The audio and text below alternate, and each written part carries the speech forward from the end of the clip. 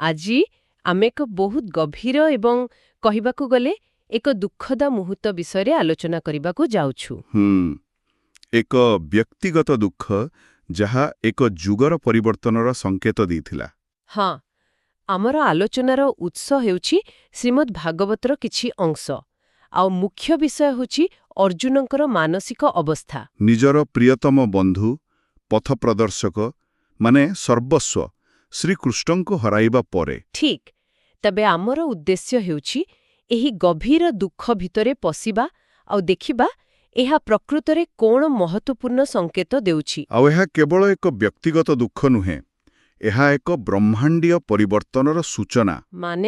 ମାନେ ଅର୍ଜୁନଙ୍କର ଦୁଃଖ ଦ୍ୱାପର ଯୁଗର ସମାପ୍ତି ଆଉ ଏକ ନୂଆ, ଅଧିକ କଠିନ ଯୁଗ କଳିଯୁଗର ଆଗମନକୁ ଦର୍ଶାଉଛି। ହଁ, ତାଙ୍କର ଶବ୍ଦଗୁଡ଼ିକ କେବଳ ବିଳାପ ନୁହେଁ, ଏହା ମାନବୀୟ ବ୍ୟାପାରରେ ଐଶ୍ୱର୍ଯ୍ୟ ହସ୍ତକ୍ଷେପର ଏକ ସ୍ମୃତିଚାରଣ। ଆଚ୍ଛା, ତେବେ ଚାଲନ୍ତୁ ଅର୍ଜୁନଙ୍କ କଥାଗୁଡ଼ିକ ଭିତରକୁ ଯିବା। ସେ ଯେତେବେଳେ ଯୁଧିଷ୍ଠିରଙ୍କ ପାଖକୁ ଫେରୁଛନ୍ତି, ତାଙ୍କର ଅବସ୍ଥା ଭଲ ନାହିଁ। ଆଦୌ ନୁହେଁ। ତାଙ୍କ ଚେହେରା ଶୁଖିଯାଇଛି, ଶରୀର କ୍ଷୀଣ। ସେ କୃଷ୍ଣଙ୍କ ବିନା ନିଜକୁ ସମ୍ପୂର୍ଣ୍ଣ ନିଃସହାୟ ମନେ କରୁଛନ୍ତି। ଆଉ ସେ ସେହି ସବୁ ମୁହୂର୍ତ୍ତଗୁଡ଼ିକୁ ମନେ ପକାଉଛନ୍ତି ଯେତେବେଳେ କୃଷ୍ଣ ଥିଲେ।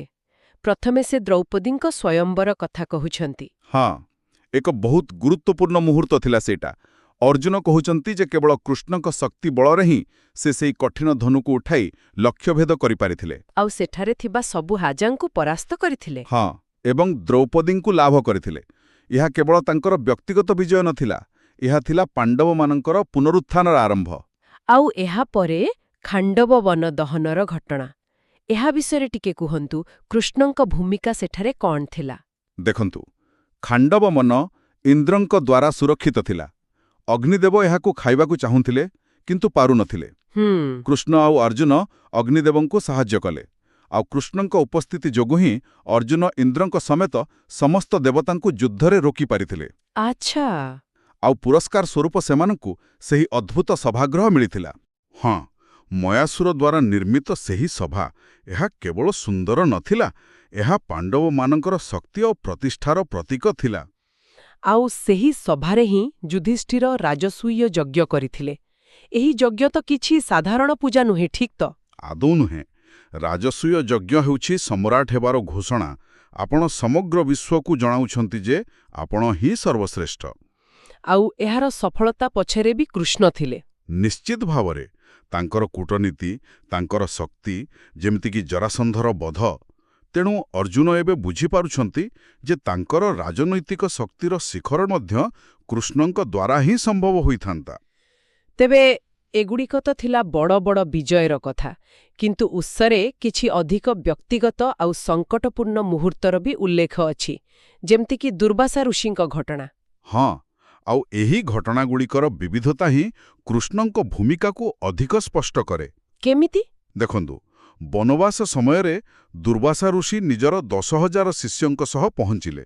ଆଉ ସେତେବେଳେ ଦ୍ରୌପଦୀ ଖାଇସାରିଥିଲେ, ଅକ୍ଷୟ ପାତ୍ର ଖାଲି ଥିଲା। ଓହୋ, ଋଷିଙ୍କୁ ଅସନ୍ତୁଷ୍ଟ କରିବା ମାନେ ତ ସର୍ବନାଶକାରୀ ଅଭିଶାପ। ଠିକ୍। ସେତେବେଳେ କୃଷ୍ଣ ଆସିଲେ। ପାତ୍ରରେ ଲାଗିଥିବା ଗୋଟିଏ ଶାଗପତ୍ର ଖାଇ କହିଲେ, ଏଥିରେ ସମଗ୍ର ବ୍ରହ୍ମାଣ୍ଡ ତୃପ୍ତ ହଉ। ଆଉ ଚମତ୍କାର ଭାବରେ ସମସ୍ତଙ୍କର ପେଟ ଭରିଗଲା। ହଁ, ଏହା ଦର୍ଶାଉଛି ଯେ କୃଷ୍ଣ କେବଳ ଯୁଦ୍ଧକ୍ଷେତ୍ରରେ ନୁହେଁ, ବରଂ ଜୀବନର ଛୋଟ ଛୋଟ ଅସମ୍ଭବ ଲାଗୁଥିବା ସଙ୍କଟରେ ମଧ୍ୟ ତାଙ୍କର ରକ୍ଷକ ଥିଲେ। ସତରେ, ସେମାନଙ୍କର ସମ୍ପର୍କ କେତେ ଗଭୀର ଥିଲା। ଏହା କେବଳ ଜଣେ ଭଗବାନ ଆଉ ଭକ୍ତର ସମ୍ପର୍କ ନଥିଲା। ଆଦୌ ନଥିଲା। ଅର୍ଜୁନ ନିଜକୁ ଦୋଷ ଦେଇ କହୁଛନ୍ତି, ଶୟନ ଆସନ ଭୋଜନେ ମୁହିଁ ଯେ ତାର ସନ୍ନିଧାନେ, ମାନେ ଶୋଇବା, ବସିବା, ଖାଇବାରେ ବି ସେମାନେ ଏକାଠି ଥିଲେ। ସେ ଏକଥା ବି କହୁଛନ୍ତି ଯେ ବେଳେବେଳେ ସେ କୃଷ୍ଣଙ୍କୁ ସାଧାରଣ ବନ୍ଧୁ ଭାବି ତାଙ୍କୁ ତିରସ୍କାର ମଧ୍ୟ କରୁଥିଲେ। କିନ୍ତୁ କୃଷ୍ଣ ସବୁବେଳେ ତାହାକୁ ସ୍ନେହରେ ସହ୍ୟ କରୁଥିଲେ। ଏହା ହିଁ ଅର୍ଜୁନଙ୍କର ଦୁଃଖର ଗଭୀରତା। ସେ ଏକା ସାଙ୍ଗରେ ନିଜର ବନ୍ଧୁ, ରକ୍ଷକ, ସାରଥୀ ଆଉ ଦିବ୍ୟ ମାର୍ଗଦର୍ଶକଙ୍କୁ ହରାଇଛନ୍ତି। ସେ କେବଳ ଦୂରରେ ଥିବା ଏକ ଦିବ୍ୟ ଶକ୍ତିକୁ ହରାଇ ନାହାନ୍ତି, ସେ ନିଜ ଜୀବନର ପ୍ରତିଟି ଅଂଶରେ ଥିବା ଜଣେ ସାଥୀଙ୍କୁ ହରାଇଛନ୍ତି। ଏବେ ଆସନ୍ତୁ ସେହି ବିଷୟକୁ ଯିବା, ଯାହା ବୋଧହୁଏ ସବୁଠାରୁ ଆଶ୍ଚର୍ଯ୍ୟଜନକ।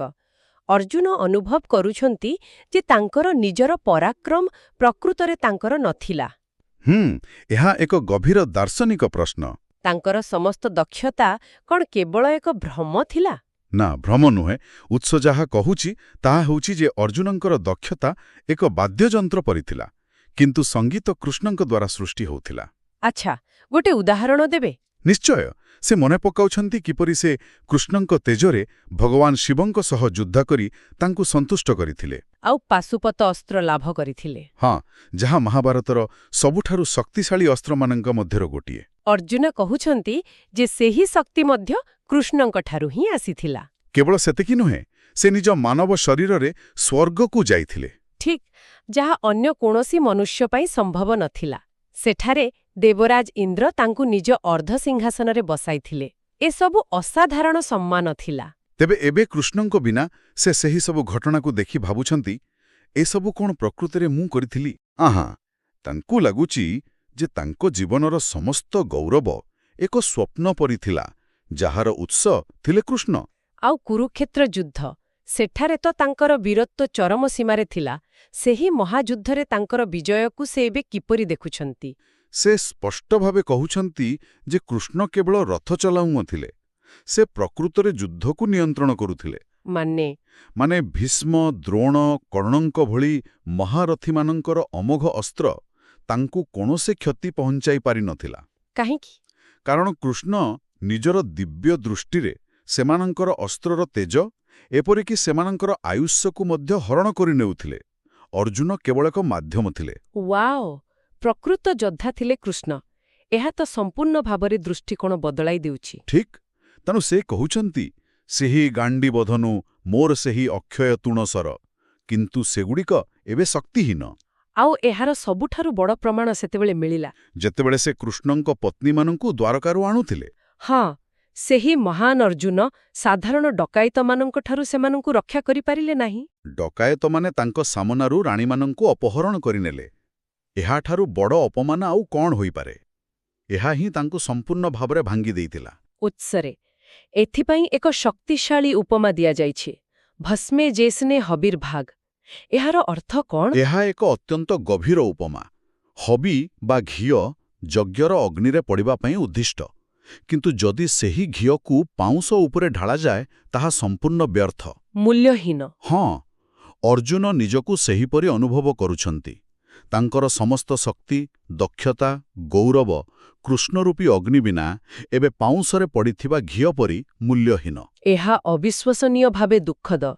ତେବେ ଅର୍ଜୁନ କେବଳ ନିଜର ବ୍ୟକ୍ତିଗତ କ୍ଷତି କଥା କହୁନାହାନ୍ତି, ସେ ଯାଦବ ବଂଶର ବିନାଶର କାହାଣୀ ମଧ୍ୟ ବର୍ଣ୍ଣନା କରୁଛନ୍ତି। ଏହା କିପରି ହେଲା? ଅର୍ଜୁନ କହୁଛନ୍ତି ଯେ ଯାଦବମାନେ ବ୍ରାହ୍ମଣମାନଙ୍କ ଦ୍ୱାରା ଅଭିଶାପ୍ତ ହୋଇଥିଲେ, ଆଉ ସେହି ଅଭିଶାପ କାର୍ଯ୍ୟକାରୀ ହେଲା ଯେତେବେଳେ ସେମାନେ ପ୍ରଭାସ ତୀର୍ଥକୁ ଗଲେ। ସେଠାରେ ସେମାନେ ଚାରୁଣୀ ମଧ୍ୟ ନାମକ ଏକ ମଦିରା ପାନ କରି ନିଜର ଜ୍ଞାନ ହରାଇ ବସିଲେ। ହଁ, ଆଉ ପରସ୍ପରକୁ ଶତ୍ରୁ ଭାବିବାକୁ ଲାଗିଲେ। ଏବଂ ସେହି ମହାବସ୍ଥାରେ ସେମାନେ ସମୁଦ୍ରକୂଳରେ ଥିବା ଏରାକା ଘାସରେ ପରସ୍ପରକୁ ମାରିଦେଲେ। ଏହା କେତେ ଆଶ୍ଚର୍ଯ୍ୟଜନକ! ଏଠାରେ ଏକ ପ୍ରଶ୍ନ ଉଠୁଛି। ଉତ୍ସ କହୁଛି ଏହା ବ୍ରାହ୍ମଣଙ୍କର ଅଭିଶାପ ଥିଲା, କିନ୍ତୁ ଏହାକୁ କୃଷ୍ଣଙ୍କର ଇଚ୍ଛା ବୋଲି ମଧ୍ୟ କୁହାଯାଇଛି। ତେବେ ଏହା କ'ଣ ଥିଲା, ଅଭିଶାପ ନା ଐଶ୍ୱର୍ଯ୍ୟ ଯୋଜନା? ଠିକ୍ ସେଇଆ। ଗ୍ରନ୍ଥ ଏହାକୁ ଈଶ୍ୱର କ୍ରୀଡ଼ା ଏ ଜଗତ୍ ବୋଲି କହୁଛି। କୃଷ୍ଣଙ୍କ ଅବତାରର ମୁଖ୍ୟ ଉଦ୍ଦେଶ୍ୟ ଥିଲା ପୃଥିବୀର ଭାର କମାଇବା। ଆଚ୍ଛା। ମହାଭାରତ ଯୁଦ୍ଧ ପରେ ତାଙ୍କ ନିଜ ବଂଶ ଯାଦବମାନେ ଅତ୍ୟନ୍ତ ଶକ୍ତିଶାଳୀ ଆଉ ଅହଙ୍କାରୀ ହୋଇପଡ଼ିଥିଲେ। ସେମାନେ ପୃଥିବୀ ପାଇଁ ଏକ ନୂଆ ଭାର ପାଲଟି ଯାଇଥିଲେ। ତେଣୁ ପୃଥିବୀର ଭାରକୁ ସମ୍ପୂର୍ଣ୍ଣ ଲାଘବ କରିବା ପାଇଁ ସେ ନିଜ ବଂଶକୁ ହିଁ ନିଜର ବିନାଶ ପାଇଁ ବ୍ୟବହାର କଲେ। ଅଭିଶାପ କେବଳ ଏକ ନିମିତ୍ତ ଥିଲା। ଏହା ଏକ କଠୋର ସତ୍ୟ। ଉତ୍ସରେ ଏଥିପାଇଁ ଏକ ଉପମା ଦିଆଯାଇଛି, ଯେପରି ପାଣିରେ ବଡ଼ ମାଛ ଛୋଟ ମାଛକୁ ଖାଇଯାଏ। ହଁ, ଏହା ଏକ ପ୍ରାକୃତିକ, ଯଦିଓ ନିଷ୍ଠୁର ବ୍ରହ୍ମାଣ୍ଡୀୟ ପୁନଃ ସନ୍ତୁଳନକୁ ସୂଚାଉଛି। ଗ୍ରନ୍ଥର ଦୃଷ୍ଟିକୋଣରୁ ଏହା ଈଶ୍ୱରଙ୍କର ଏକ ଲୀଳା। ତେବେ ଅର୍ଜୁନଙ୍କଠାରୁ ଏହି ସବୁ ଖବର ଶୁଣିବା ପରେ ରାଜା ଯୁଧିଷ୍ଠିର କିପରି ପ୍ରତିକ୍ରିୟା ଦେଲେ? ନା, ଯୁଧିଷ୍ଠିର ଧର୍ମରାଜ ଥିଲେ। ସେ ପରିସ୍ଥିତିର ଗମ୍ଭୀରତାକୁ ତୁରନ୍ତ ବୁଝିଗଲେ। ସେ ଜାଣିପାରିଲେ ଯେ କୃଷ୍ଣଙ୍କ ପ୍ରସ୍ଥାନ କେବଳ ଜଣେ ବ୍ୟକ୍ତିର ମୃତ୍ୟୁ ନୁହେଁ, ଏହା ଏକ ଯୁଗର ଅନ୍ତ। କଳିଯୁଗର ଆରମ୍ଭ। ହଁ, ଉତ୍ସପା ସ୍ପଷ୍ଟ ଭାବେ କହୁଛି ଯେ ଯେଉଁ ମୁହୂର୍ତ୍ତରେ କୃଷ୍ଣ ପୃଥିବୀ ଛାଡ଼ିଲେ ସେହି ମୁହୂର୍ତ୍ତରୁ କଳିଯୁଗ ଆରମ୍ଭ ହୋଇଗଲା। ତେବେ କଳିଯୁଗର ଆଗମନର ଲକ୍ଷଣ କ'ଣ ଥିଲା? କ'ଣ ପରିବର୍ତ୍ତନ ଦେଖାଗଲା? ଯୁଧିଷ୍ଠିର ନିଜ ଚାରିପାଖରେ ଏହି ଲକ୍ଷଣଗୁଡ଼ିକୁ ଦେଖିବାକୁ ଲାଗିଲେ। ଲୋକମାନଙ୍କ ମନରେ ଲୋଭ, କପଟ, ହିଂସା ବଢ଼ିବାକୁ ଲାଗିଲା। ସମ୍ପର୍କ ଖରାପ ହେବାକୁ ଲାଗିଲା। ହଁ, ଧର୍ମରାଜ ଯୁଧିଷ୍ଠିରଙ୍କ ପାଇଁ ଏପରି ଏକ ଯୁଗରେ ରାଜୁତି କରିବା ଅସମ୍ଭବ ଥିଲା। ତେଣୁ ସେ କ୍ଷମତାକୁ ଜାବୁଡ଼ି ଧରିବାକୁ ଚେଷ୍ଟା କଲେ ନାହିଁ। ସେ ବୁଝିଗଲେ ଯେ ସେମାନଙ୍କର ସମୟ ସରିଯାଇଛି। ଏହା ହିଁ ତାଙ୍କର ମହାନତା। ସେ ଅନୁଭବ କଲେ ଯେ କୃଷ୍ଣଙ୍କ ବିନା ଏବଂ କଳିଯୁଗର ଆଗମନ ସହିତ ସେମାନଙ୍କର ଭୂମିକା ଶେଷ। ତେଣୁ ସେ ସଂସାର ତ୍ୟାଗ କରିବାକୁ ନିଷ୍ପତ୍ତି ନେଲେ। କିନ୍ତୁ ତା ପୂର୍ବରୁ ସେ ନିଜର କର୍ତ୍ତବ୍ୟ ପୂରଣ କଲେ। ଆଉ ଉତ୍ତରାଧିକାରକୁ ସୁନିଶ୍ଚିତ କଲେ। ସେ ଅର୍ଜୁନଙ୍କ ନାତି ପରୀକ୍ଷିତଙ୍କୁ ହସ୍ତିନାପୁରର ରାଜା କଲେ। ଆଉ କୃଷ୍ଣଙ୍କ ନାତି ବଜ୍ରଙ୍କୁ ମଥୁରାର ରାଜା କଲେ। ଠିକ୍। ଏହାପରେ ହିଁ ସେମାନେ ସବୁକିଛି ତ୍ୟାଗ କରିବା ପାଇଁ ପ୍ରସ୍ତୁତ ହେଲେ। ଏବଂ ଏହିପରି ସେମାନଙ୍କର ଅନ୍ତିମ ଯାତ୍ରା ଆରମ୍ଭ ହେଲା, ଯାହାକୁ ମହାପ୍ରସ୍ଥାନ କୁହାଯାଏ। ସେମାନେ କୁଆଡ଼େ ଗଲେ? ସେମାନେ ଉତ୍ତର ଦିଗକୁ ହିମାଳୟ ଆଡ଼କୁ ଚାଲିଲେ ମୋକ୍ଷ ପାଇଁ। ଏହା କେବଳ ଏକ ଶାରୀରିକ ଯାତ୍ରା ନଥିଲା। ସେମାନେ ସବୁ ରାଜକୀୟ ବସ୍ତ୍ର ତ୍ୟାଗ କଲେ, ମୌନ ବ୍ରତ ପାଳନ କଲେ। ହଁ, ଏବଂ ନିରାହାର ରହିଲେ। ଉତ୍ସରେ ସେମାନଙ୍କୁ ଜଡ଼ ଉନ୍ମତ୍ତ ଜନ ପ୍ରାୟ ବୋଲି ବର୍ଣ୍ଣନା କରାଯାଇଛି। ମାନେ ସେମାନେ ସଂସାର ପାଇଁ ପାଗଳ ବା ମୃତ ସଦୃଶ ହୋଇଗଲେ। ଗ୍ରନ୍ଥରେ ଏକ ଯୌଗିକ ପ୍ରକ୍ରିୟାର ମଧ୍ୟ ବର୍ଣ୍ଣନା କରାଯାଇଛି।